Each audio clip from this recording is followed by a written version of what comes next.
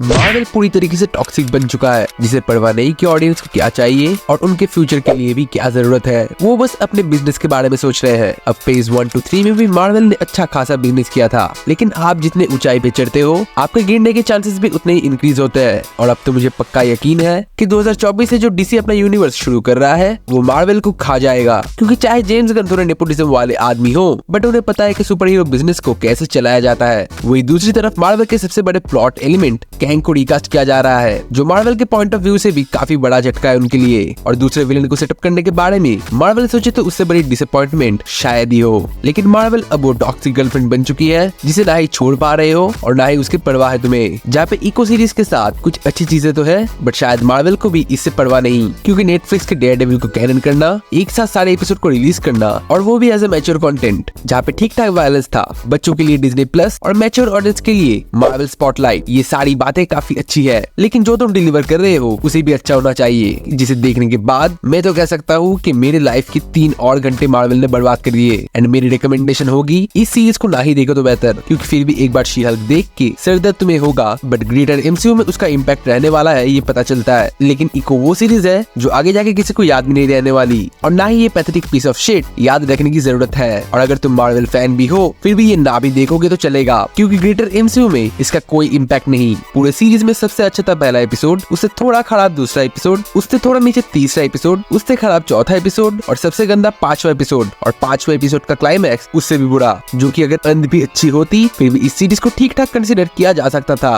क्योंकि पहले एपिसोड में ही सिर्फ कैमियो के लिए डेयरडेविल को दिखाया जाता है, बट विंसेंट डोनोफ्रियो की एक्टिंग इतनी इंटिमिडेटिंग है एला कॉक्स के साथ, और नहीं चार्ली कॉक्स से इनका कोई भी संबंध नहीं, सिर्फ किंगपिन और एको पूरे सीरीज के मेन स्पॉटलाइट में थे और दोनों की एक्टिंग ही अच्छी थी। बट क्लाइमैक्स को अच्छे से बिल्ड करने के बाद जो टिपिकल मार्वल ट्रोप को यूज करके अचानक से बिगाड़ दिया जाता है, तब आपको फील होगा कि आप अपने आप को टॉर्चर कर रहे हो। जहाँ पे एको की एंसेस्टर्स स्ट्रेटेजी, कनिंगनेस, फेरोसिटी और लव, इन सबको मिला के एको की पावर्स बन।